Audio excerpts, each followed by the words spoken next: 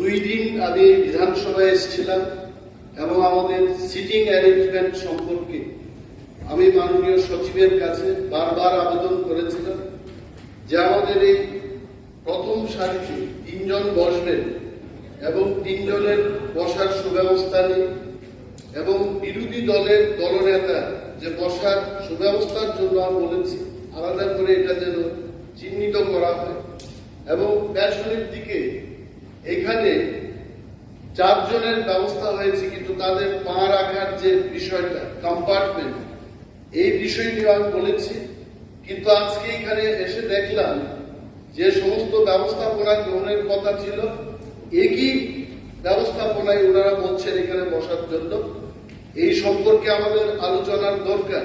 আমাকে বলা হলো যে একটা কম্পার্টমেন্ট যেটা একটা দলের জন্য রাখা হবে আর একটা কম্পার্টমেন্টে গিয়ে বসার কোনো সুবিধা নেই, তাহলে এই হাউসের মধ্যে আমি বলবো যেমন কোন দল বলতে পারবে যে নির্বাচনে সে 3টি এমএলএ নিয়ে আসবে বা 5 জন এমএলএ নিয়ে আসবে, এটা কেউ বলতে পারবে না।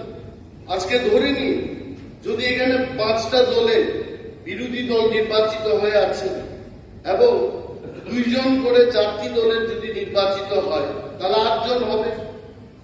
পঞ্চম দলের যদি 12 জন করে নির্বাচিত হয় তাহলে 20 জনের মধ্যে সে 12 জনের বিরোধী দল নেতা থাকবে। ঠিক আছে, এখানে আপনার কথাটা আমি বুঝতে পারছি, সিটিং অ্যারেঞ্জমেন্টের প্রবলেম তো। এবং দেখুন এইটা শুনুন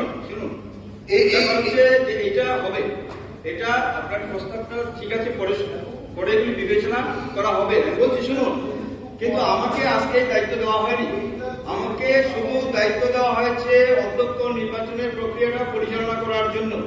পরবর্তীকালে এগুলি আপনি বলবেন, এগুলি অবশ্যই এগুলি বিবেচনাধীন এবং বিবেচনা করা হবে। সময় খুব কম, সুতরাং আমরা এই হাউসে থাকবো না। If you are not doing this then we are walking out from the house. ঠিক আছে, আজকে তো আমি করতে পারছি না, দুঃখিত।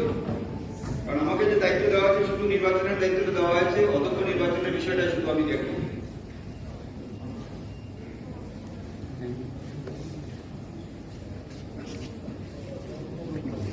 শুরু করুন, নির্বাচন প্রক্রিয়াটা শুরু করুন।